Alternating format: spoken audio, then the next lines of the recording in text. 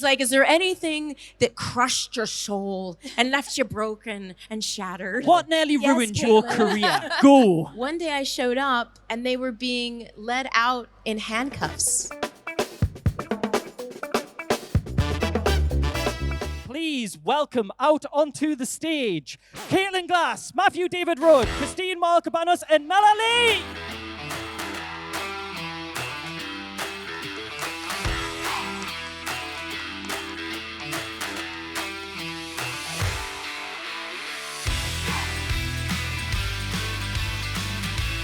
Welcome, guys. Welcome. Please grab a seat. There's some water next year as well there.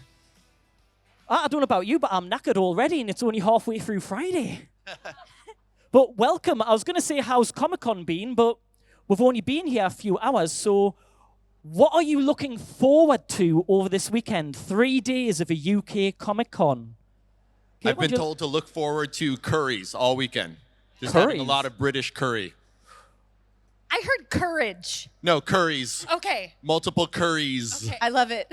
I mean, depending on the Have you tried curry, the you British might need courage? courage That sounds afterwards. Yes, British courage to try all the best type of curries. courage. What about yourself? What are you looking forward to this weekend? Literally just meeting you all. I feel like I haven't been to a UK convention since maybe 2018. And I was supposed to come here to Birmingham. Birmingham. In Birmingham. maybe in 2020, and then the pandemic happened. So I'm just glad to be here. Period. It only took us 5 years to get you back, but we're glad. Thank you. What about yourself? My last MCM was in 2011. Oh my It was goodness. one of my very first conventions ever, so I'm glad to be back. I'm looking forward to cosplays, meeting fans, and you guys think we work together all the time. Even when we're in shows together, we don't actually see each other. So we're going to party. We're going to have some dinner tonight and tomorrow, kind of just enjoy. Have some curries, it seems. Many curries. Yeah, this is my first ever UK convention. Woo! Very exciting Wow. for me. Thanks. Yeah, no, I've been wanting to come here for so long, and I'm so stoked that I'm finally here. I've been enjoying Birmingham since I got here on Tuesday, so I've just been living it up in Birmingham this whole time, and it's been really lovely. Enjoying that British courage. British courage, yeah, that British courage. I feel so bad that if Birmingham's your only experience of England, you've really... Sorry, guys.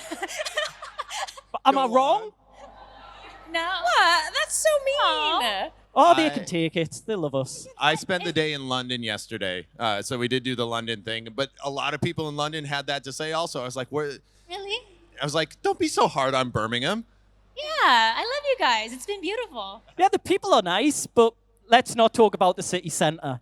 But the best place is up north, where I'm from. Oh.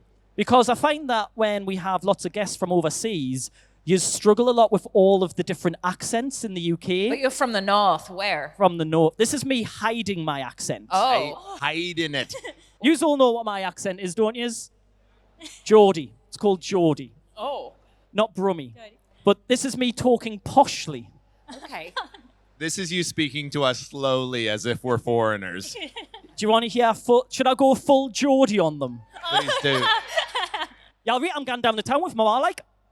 Yes. Okay. No, thank you. Now your turn. No. Are you going to go full Texas? Or go full Texas. I'm not even from there. That's just where I live. Doesn't care. Texas. Do we want Texas now? Fine, y'all. I'll talk like this the rest of the time if that's what y'all want. Yeah, thank y'all for having us. We're happy to be here. She ain't from Dallas, but she lives in Dallas, the big D. That's right. That's what it means, Dallas. See, this is why you're the voice talent. When I speak, I just sound like when I try and do a French accent, it's je m'appelle like. It just doesn't work. So good. I thought you were French. Good job. See?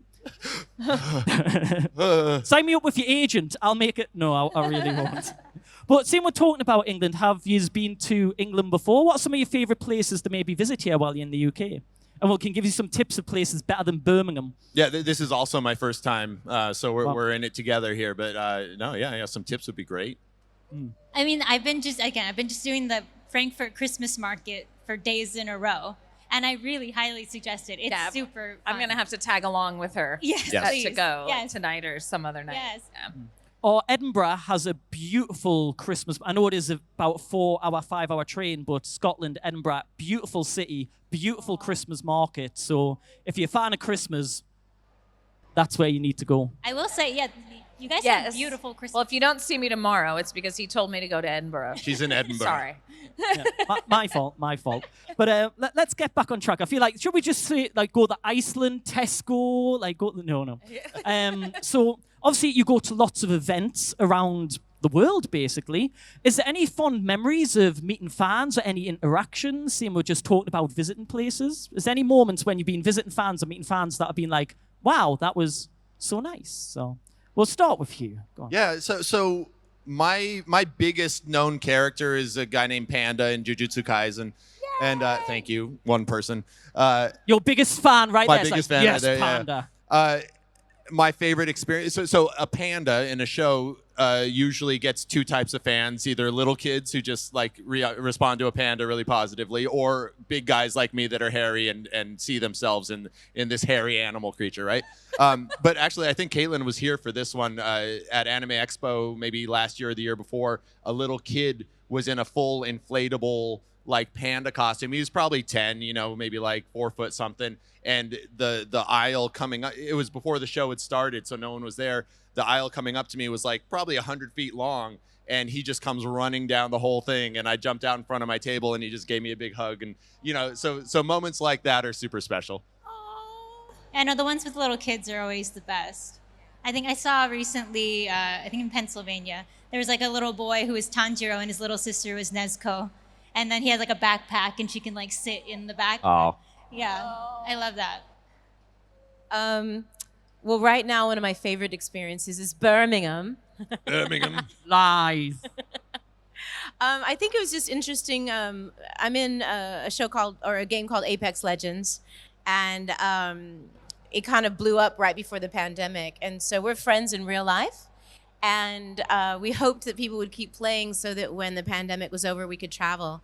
And in 2022, Nicholas, Roy, and I went to Australia. And in the before times, everyone would kind of line up for the TV actors.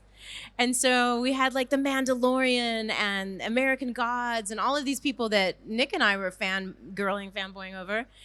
But there was nobody in line there. It was all Apex Legends fans. Nice. And so people were gaming during the pandemic. And so before, people didn't really know who we were, but because they were following us on Instagram and the connection, the world has kind of changed where the fans come up. And it used to be sort of a fan and then us, but now we're all friends and we talk about Instagram, and it just feels like more of a community. And I used to have incredible anxiety.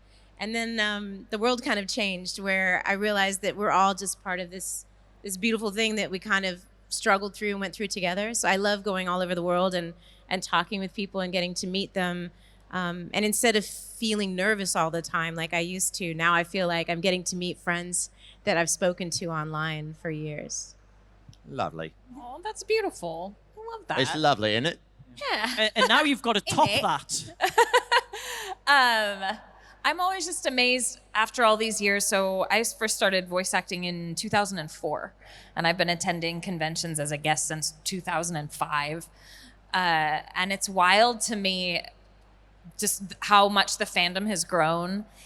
So I can't really pinpoint something as specific as like the panda story, but anytime we get to have a panel that is maybe focused on a particular show, and I get to sit there with like 10 to 15 of my castmates, and I just kind of look back at my history, my long career through the people that I'm at the table with.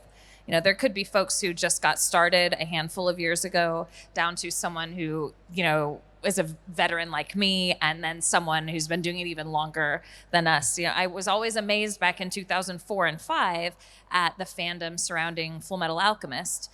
I'm like, this is so crazy, this is so cool, and it was on regular television at the time, but people were coming out in droves. Regular television? Regular TV.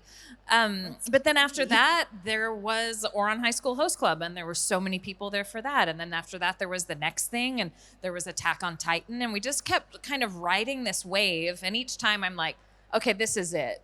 after this, there won't be something else. And then My Hero Academia, and then, and it just keeps going. And so it's all amazing. And for those that don't know, a regular TV is something which doesn't have internet and streaming services. Yeah. I know. All right. It's Who had a wild. regular TV? Oh, good. Okay, a few of yous. Okay. Okay. There's quite a few. But you actually brought up a really good point there where you're talking about meeting of our cast members from shows, because a lot of people don't realise you're not all stood in a room together recording these. Right. It's all separate. And the majority of the time I've spoke to people like yourselves and they've went, oh, this is the first time we've met in person. We met at a convention. We've met here. A lot of people don't understand the process of it. Could be you sat at home in your little sound booth recording it or recording it in a studio. So what's it like getting to meet other cast members that maybe you've been technically working with for 4 or 5 years and then meeting them in person? It must be a bit of a weird experience. I don't know if you... Yeah, it's amazing. So Jujutsu Kaisen, we brought it up earlier, that was recorded during COVID. Everyone was home. We didn't know each other, and it's a lot of new actors as well. Not only new actors, but some brand new actors. So the season 1 of Jujutsu Kaisen, the movie Jujutsu Kaisen 0, Tower of God, all of the first big shows that I worked on were during COVID. And so not only were we separated from each other, but we're literally like in our closets at home learning how to record from home for the first time. So yeah, seeing people at conventions, these people, I mean, because we're talking years for Jujutsu Kaisen of recording, then a movie coming out and all this sort of stuff. Seeing them at conventions for the first time was the first time we were like meeting these friends that we've known for years. It wasn't until Dallas, when I came to Dallas, that it felt like there was this community of actors working in the same building together, which I loved. But yeah, for the most part, you just don't see them outside of these conventions. So I often think of this as like, oh, I'm going out and seeing my friends when I go to a convention. Yeah, I mean, I think it's also like you said, the only time we see each other typically is at a convention or passing each other in the hallway. And I've met like my true like lifelong friends like through these shows. Like when I first started, my first role was Azusa from K-On! And now all of those girls are truly my best friends. Stephanie, Cassandra, Christina. I love them to death. And without, these shows, without these events, without all of this stuff, I might not have even met them or had them. So I'm really thankful for it. We recorded most of the Owl House for Disney during the pandemic. And when it finished after season 3, Disney did this enormous wrap party. And they asked us to dress up like we were going to the Academy Awards. So just really dressed to the nines. They rented out this entire beautiful restaurant that was like this casitas. And the problem is we'd only seen avatars on Zoom or us in pajamas for 2 years. Yeah. So the first hour of this party was really awkward because nobody knew who anybody was. Like that, you? You see them in real life name for the first time? tags. No name tags. No, nothing. So we all looked amazing, but we were in line for maybe the photo booth, and I would say, oh, I'm Mela. And they're like, oh my gosh, you're Kikimora. I'm the illustrator, I'm the animator. And I'm like, oh my gosh. And the directors, nobody knew who anybody was. And we thought eventually someone would pick up a mic and be like, hey guys, it was really wonderful that we all worked together. We were there for 3 hours and there was nothing. It was just a bunch of people trying to figure out, Marco Polo, like who are you? And so for 3 hours, we just kind of figured out, this is what you look like when you're not in your pajamas on Zoom. It feels like you should have had a bingo card. Right, I've met that person, and then you win a We prize. should if have you done get them. that, yeah. Anything I that? forgot what the question was. Oh, it's nothing important. Right, moving on. Your favorite ice cream and why? My favorite ice cream. Oh gosh. That can be controversial. And why? Answer. Okay. I'll have to cross that It's question off actually now. gelato, if I can. And Which it flavor, is though? White coffee. There's White coffee? there's a gelato place by my house. I can walk to it, and it's the best gelato in Dallas. Not just my opinion. Like, it is voted best gelato in Dallas year after year. And the white coffee flavor is the best. And you can get an affogato, the coffee with your sundae, where they pour a shot of espresso over your gelato. Stop. It's the best. I feel like that was a better answer than... No, Yeah. so what we originally asked was, obviously... That's cool. What I really want to know. Yeah. Well, let me tick my boxes off. It was coffee and ice cream right at the very end. Gotcha. But no, Sorry. what we were talking about is obviously you haven't worked in person with many people, and it's different when you finally Oh. meet them. A lot of people don't realize that you don't know a lot of your castmates in person until you come to events. And that was it. That's it. Yes, I agree. She bought them all gelato. There we go. I moved to Dallas for a little bit shortly after COVID, and Caitlin was one of the first maybe the first director that I worked with in person when I was at the Crunchyroll Studios. Well, so it was our soccer show that was amazing. ridiculous. It was just the best. No, but I remember, and we talked about it a bunch. It was so weird being in person, and I would like take a couple of lines to warm up just because I'm used to being in my own booth by myself, and it was weird having someone watch me, and just it's weird. So you just stand in corners and watch people work? Yes. She's great at it. It's like she practices all the time. I'm I gonna be love scared that walking they around know- corner. I'll just see Caitlin hiding around the corner like I'm watching you. Could be I a love fun that you game. guys know each other, and then like the two twins from Demon Slayer were in the middle, and I'm want to move to the edge because I also can't quite reach the ground. Oh, yeah, I know. Yeah, I'm like I would be like this. Oh, that's so cute. And I feel very trying to child. figure out how I can reach. See, I've got the most fun chair because you can swivel on this and spin around. It's really fun. I'll let you have a shot of it at the end if you want. But obviously, we're talking to you guys now where you've had a career for many years. But what I want to do is go back a bit and embarrass you a little and talk about how did it all start for you, and is there any kind of embarrassing stories from the beginning where you were first starting out where you was thinking, should I continue doing this? Like, is there any stories from way back when you first started that you'd like to share? Yeah, I don't know if there's a camera on his face since he's facing us, but the glee in his eyes as he's asking this question is very Embarrass disturbing. yourselves. He's like, is there anything that crushed your soul and left you broken and shattered? So I forgot. Oh wait, I left all the nice questions at home. Sorry. Tell us Soul about the worst crushing. day of your Yeah. career. What nearly Yes, ruined your Caitlin. career? Go. Oh man, I haven't been doing this too long. I started acting in, let's see, it would have been like 2015 maybe. I was already almost 30. Oh, a wee babe. Yeah, but well, I was an adult, right? This was like a second or third career for me. I went to art school and I wanted to draw animation, and I eventually enjoyed doing the voices enough that I went into that. I went more. to art school too. Oh, lovely. Yeah. Lovely. But yeah, so I was in my 30s before I started any of this, and I feel like a good thing for me was I had already been through all the soul-crushing embarrassment of my teens and my 20s, and I wasn't having to do it on camera in front of other people. So bad way of answering your question, but I don't know that I have those moments other than stuttering and being a fool in front of Caitlin for my first. I continued to hire you. You though, did, which so to it wasn't your that credit, bad. like I don't know, but I don't know why, but we started joking about it. My first few sessions with her, like if I didn't mess up the first try on a line, then something was wrong with me. Like I would always just like and literally make that noise, and then we'd reset, and then we get it. And we have a video of that right now. And here it is, because Caitlin films everything.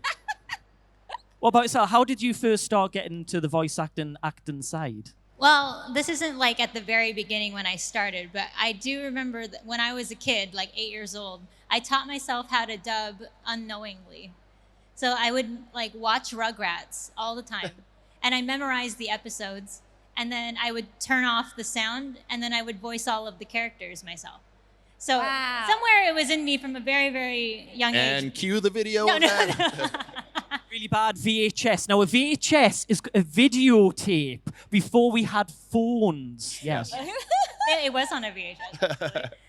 And yeah. I was a bank analyst, and I was getting ready to go to law school, and I worked for this investment firm, and it was all these like Princeton, Harvard folks, and they were constantly partying. I would be the only one as the like executive assistant. Nobody would be in this office, like this huge office. They were still like hungover, drunk from parties, whatever it was, and I would be alone. And they would be like, Mela. I was like, well, my name's Mela, sir. Mela sounds better. Anyway, I'm still kind of drunk. If you could just call the mayor. So I was like running this office by myself. And one day I showed up and they were being led out in handcuffs. they had been embezzling money. And I showed up and they said, we've been tapping the phones and we know you're the only one that's not dirty. Wow. Can we pay you for the next 3 months in case we need to ask you questions about the records? My gosh. And they never asked me any questions. I got a paycheck for 3 months, and people had told me, you have a lovely voice, you should be a voice actor. So I Because was we've like, been tapping the phone. no. Oh. I'm saying, so I- I thought I'm going to take a voice acting class. So in my spare time, I took this voice acting class where every weekend you learn something new, like audiobook, and the next week was animation, the next week was commercials, and then there was an agent's night, and the little kid inside of me was like, I could get discovered. I mean, now I know that that's very unlikely, but I didn't know then. And I got discovered, and I got signed, and Yay! Ended up with $10 million in your bank account somehow. But I still was going to go to law school, and it was a great way, animation and anime and ADR, which is post-production dubbing for film and television. I worked for the Gilmore Girls, voice replacing some of the actresses on that show. And I was just going to pay off my student loans and then go to law school. And then I didn't go to law school. I was really hoping it went that the wiretappers somehow told you had a grade 8 voice and you got hired that It way. turns I out will one say was the yes to the eye for director that. and wanted you to. No, I mean, yeah, guys, sometimes I have people that they have their dreams and they're saying, you know, I really want to do this, but I'm, you know, in the wrong job. And I'm like, you never know what the wrong job is. It turned out to be just the perfect job for me. And now we'll ask you a totally different question. Yes. Favorite dessert? Oh, we already did favorite ice cream. My favorite dessert. Favorite macaroni? Favorite dessert is Thai sticky rice. Nice. Yeah. Okay, moving on. Sticky rice with mangoes. Yeah. No, so what about you? How did you get started? So I am maybe the only one here that studied acting. Like I went to college to become an actor. Oh, I have a degree. Yeah, you do have a degree in theater, but okay. I'm the second one here. But I mean, story-wise, I'm like, I went about it the normal way. I studied to become an actor, and my final semester of college, I ended up with a tour of Funimation Studios, which is in Dallas, Texas. Funimation, now Crunchyroll. On the tour, I met a director who put me in the booth and had me audition on the spot and gave me a job. That's it. That's the story. She literally got discovered. That was a So cool story. I was discovered on a tour, and 3 or 4 days later, I came in and started recording on my first show. That was in January of 2004. And by that summer, I had a lead in a show, and by that fall was Full Metal Alchemist, and the rest is history. Yeah. And then the day after, Didn't people go to were law let school. out with handcuffs. They'd been embezzling Yeah, anime. that's right. But no, it's great, like hearing all the different kind of stories, and obviously part of you is going to be putting yourself into these characters. But one of the toughest parts is no doubt the audition process and trying to work out what the director wants from that character. How do you go about deciding what side of these characters, just from script notes, you're going to put into your voice or kind of physically show when you're auditioning for these roles? How much do you usually get given to help develop these characters? Not much at all, at least not when it comes to the audition side of things. And nowadays, since the pandemic, absolutely all auditions, you do them at home alone.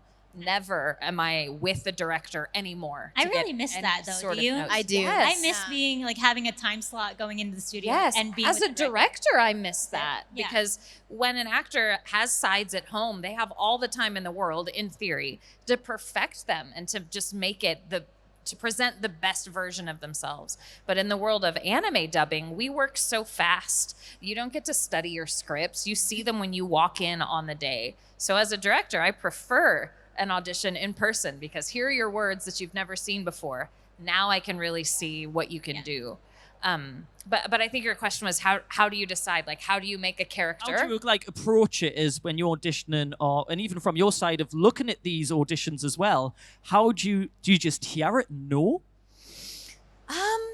In anime, a lot of characters are divided into kind of, it has such a negative connotation, the word, but tropes. you understand what these characters... Archetypes, right? Archetypes is a nicer word, for sure. So if you understand what those are in the realm of anime, it makes it a lot easier when you're given a handful of characters for some show. So you can start there, and hopefully the directors, the casting director, whoever, has given you some kind of note about their age and the texture that they would like the voice to be and some other like vocal quality. And then you just kind of wing it. Sometimes you have examples of the Japanese, or if it's a game, it might be Chinese or some other foreign language, so you can kind of listen to that and go from there. But that can be the hardest part about auditioning. You're just in this vacuum, and you can spend a lot of your time worrying about if you're doing what the director wants. I hate that part of it. So I teach a lot of voice acting classes. I teach a weekly class, and the thing I find myself focusing on so much with my students is exactly this, is like picking apart an audition and trying to understand what everyone wants and all that sort of thing. But at the end of the day, the thing that I try to drill into everyone's head the most is be yourself in every audition you do. The long con of it, the long game, is you want the directors to start coming to you for who you are rather than trying to seek out, you know, trying to match this kind of sound or that kind of sound or whatever. So I mean, I know part of your question was how much of you do you put in every audition and that sort of thing.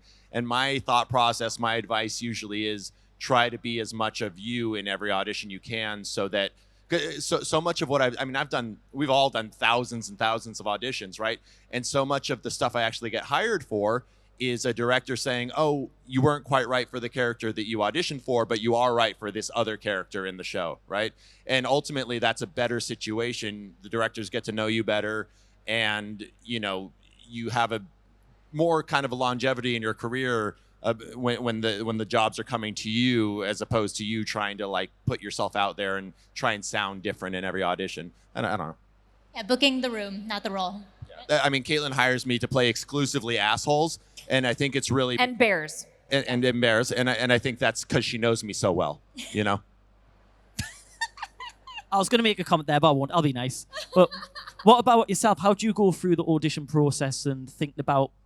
Do you put a lot of yourself into the character as well? Yeah, and yeah, like I said, I also teach voiceover occasionally, but yeah, that's what I tell them is that, like, putting as much of you in it as possible is going to come out with the most authentic read, the most authentic performance anyway. So I try not to like mold yourself into, contort your voice into something that it's not, because you also have to remember that you're going to have to sustain whatever voice you choose for hours, possibly, whatever the role is. So to pick something that feels comfortable, natural, truly authentic is probably going to get you the farthest. Anything to add, or favorite hobby? We seem to change up the questions every so often. I'm a composer and a songwriter. That's my favorite hobby, but I also love to bake. And I'm obsessed with rescue videos. Any kind of rescue elephants, rescue cats, rescue dogs. I'll be the one crying, you know, 45 minutes in, and I'm like, wait, I have things to do. But they saved 49 dogs and 2 elephants and a My toucan. TikTok at the minute is like, someone's taking you, like, you know, when they rehome them. At the minute, my TikTok is just full of rehome dogs, and I'm terrified of dogs. But I've got a dog as well, but that's a different story. And it's, I'm watching these going, why am I terrified of you? You're so cute. But I love seeing those types of stories. And that's what you do before you watch an audition, get yourself really emotional, and then, You need to. But honestly, if we're lucky, they will show us artwork, and your inner 7-year-old gets inspired by the art and the illustrations that they send. There's some kind of primal knowledge from deep inside of you. You do have to bring it from yourself. They're very right. People forget that there's characters I've played for 10 years. You're going to play this character for a long time, so it should be close to you. Just like you were mentioning, there's times I've gotten cast where someone says, oh my gosh, we loved what you did 2 years ago on this other audition. It's perfect. So do know that you want to show your best, most inspired version. If you're worried about what they want and you're trying to be a carbon copy of something else besides yourself, I always tell my students, you can't cash the check without your signature. You know, and a lot of people try to forge an audition and sound like someone else. But your story, the things that inspire you, the things that you're passionate about, there's nobody like you. There's no voice like you. So all of your inconsistencies, the things that you hate about your voice, are what make you completely different than anyone else.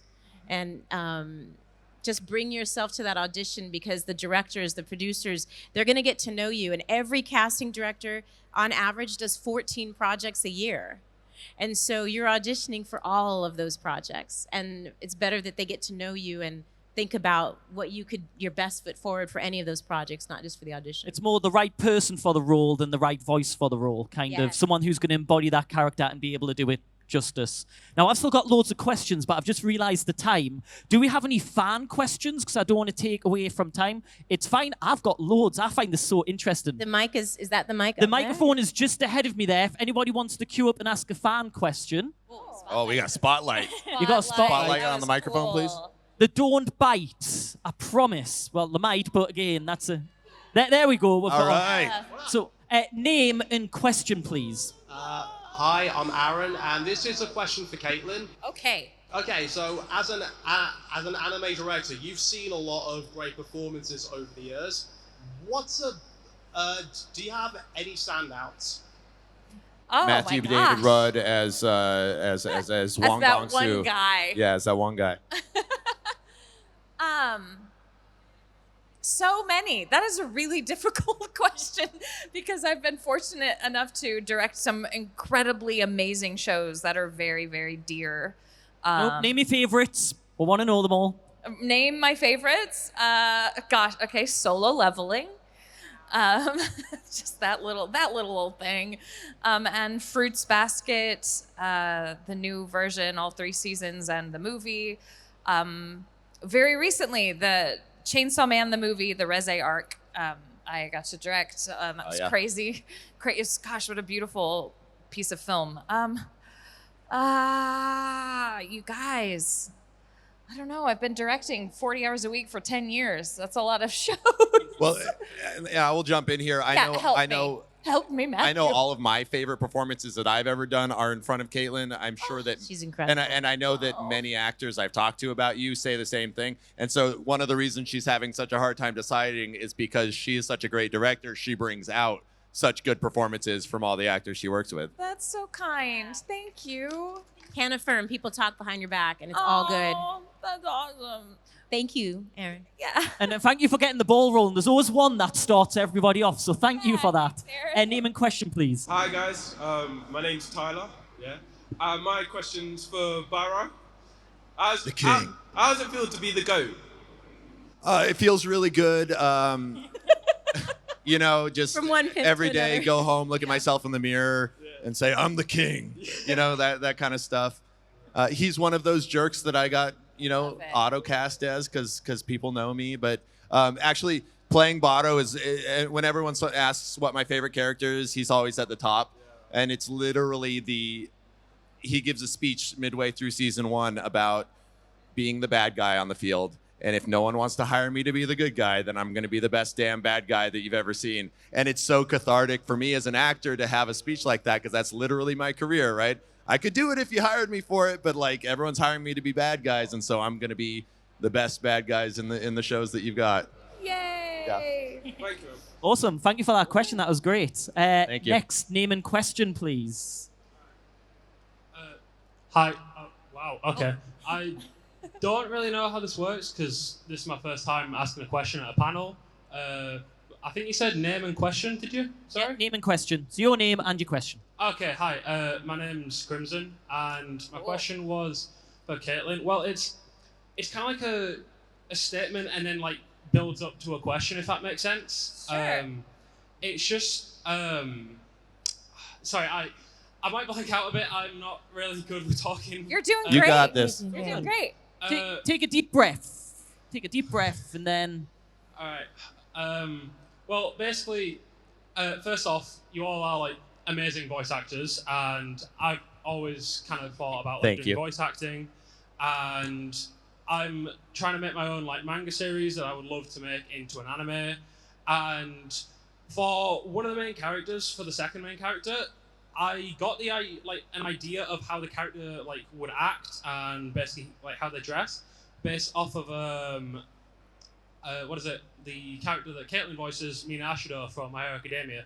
and just the energy that Caitlin presents was just amazing, and I could relate to it a lot. And question I wanted to ask is, what would your favorite line be from like any performance? Of Mina Ashido's? Just, well, it can be of Mina, it can be of like anyone. Just Oh gosh. Your And I'll favorite open that line up of to all time. three of you as well. Is there any do you have favorite lines? favorite lines? I'm going to make sure everyone gets a chance to ask the question. sorry That's to put you on true. the spot, by the way. No, that's okay. It's really difficult. I feel like I make excuses for everything. It's very hard to think of just one line, not because my career is so huge, but honestly because we never have to memorize anything. We come in on the day, we say our word, we see them for the first time, we say them once or twice, and then we move on. So it's hard to remember. But I do always get excited anytime I get to say anything of Cammy White from Street Fighter, because I used to play Street Fighter when I was a kid. So to get to be her and to still be her from Street Fighter 4, 5, and 6 is just a dream. So thank you for letting me represent your country as Cammy. I can't think of a particular thing she says, but everything Cammy says is my favorite. Yeah. Awesome. And what about you guys? We'll open up. If you've got any favorite lines that stick in your mind, I know it's tough. Like, say you see the script and you move on, but is there anything that stood out to you, maybe? One of my go-to favorites is from Solo Leveling, and my guy leans in real close to someone's ear and says, "Don't worry, I don't have enough love for this country to stick around. You can unclench." Unclench. It's so good. Unclench is a great line. Yeah. I think mine is from Kill la Kill. I think they celebrated their maybe 12 years now. But Mako has giant monologues that are high energy, and Mako is high energy all the time. There's no, break on her car. Always at 11. Huh? Yeah, she's always at an 11. So, I mean, the thing she says all the time is, rip off your clothes and get naked! I say that a lot. Any for you? I love all my Lifeline lines. My Nana says, pass me that sugar. But Tiki from Miraculous Ladybug, I know it's not the coolest, but I love that she's like, you're a hero with or without the costume, Marinette. I believe in you. And I wish I'd had her my whole life because she's just like... That's so sweet. That's awesome. Yay. And well done, you did brilliant. Thank you for your question. Great job. Thank you so much. Thank you. Great job. Yeah. And next there, because I'm just aware of the time, I want to try and get through everyone. Name and question, please. Hello, my name's Rain. Do you do any sound effects like animals, like? Oh, that's good. Like Really guinea good. pigs or something like that? Parakeet. I don't actually. I mean, on the spot. Job is secure here, ma'am. Yeah. Yeah, sometimes when you're in the booth, you're doing whatever you're hired to do, and then let's say, oh, hey, can you be this cat? Can you be this dog? And you're like, yeah, and you just sort of do it. But I don't have animals really in my wheelhouse, but I know a lot of other actors do. Yeah, it's a special skill that you have, and there are people that do creature voices and animal voices for a living, and looks like you might have a job. Yeah. Do you have any? Well, a lot of my work is monsters and creatures and bad like evil things, but never like animals. No. So I do a lot of growling, I do a lot of roaring and stuff like that, but not like that. No squeaking. I've So been trying cute. to teach myself that, though. I really do want to be more creatures. I have gotten one job. I drove 2 hours to the job, and I barked like a dog for 5 minutes, and then I went home. Yes. Yes, 2 hours Winning, minimum, winning. so still good. So here's your challenge. We'll get you back in 2 years, Yeah. and then we want animal sounds. Okay. Yes. All right. Yep. No pressure. Brilliant. That's wrong. Thank you Thank very you. much for your No, question. no. And Thanks, Rain. animal sounds. That was great.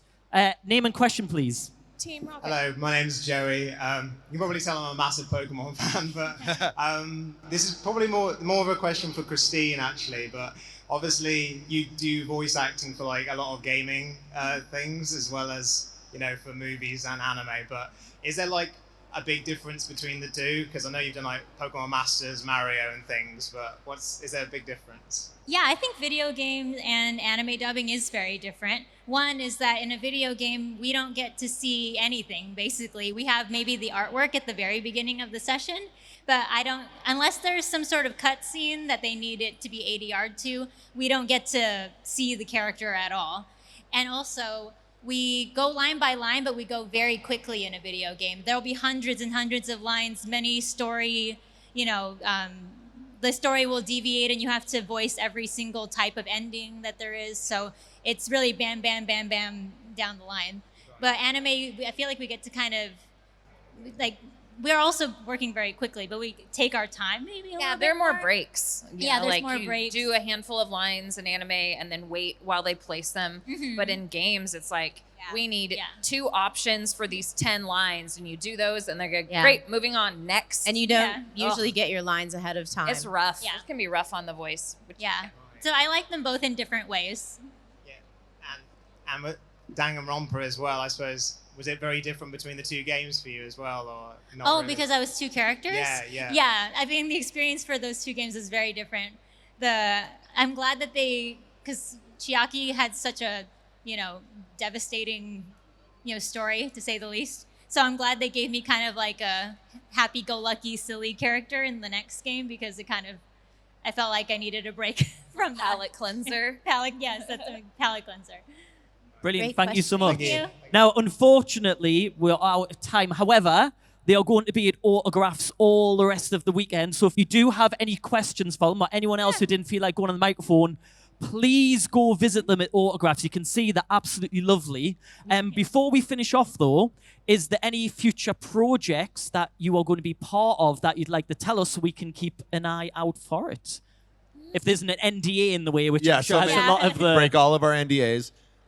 This year, a lot of season 3s of shows coming out. Season 3 of Jujutsu Kaisen. There's a movie right around the corner, and like now, there's a movie out. Season 3 starts in January. Season 3 of Blue Lock is going to be later on this year during the World Cup. Yeah. And I guess we don't know about season 3 of other shows yet. We don't know about season specifically. 3 of other shows yet. But yeah, we got a lot of cool stuff coming out. The shows continue to roll on. I Yes. love how you're looking across saying, am I screwing up here? Tell me if I'm doing something wrong. No, but you can come talk to us. You don't have to pay, but if you have a question, I'm sure we'd love to answer it for you and love to meet you in person. Thanks. But no, thank you guys so much. Thank you for coming to the UK. Please go to other places around Birmingham. It'll be so much better. But no, thank you so much for coming to visit here. Hopefully we'll get you again soon, because the time has just It's flown disappeared by. so fast. But thank you so much, guys. You've been absolutely brilliant. I look forward to seeing you, meeting all the fans for the rest of the weekend. But ladies and gentlemen, let's make lots of noise for our amazing Voice of Anime cast. Thank you. Thank you.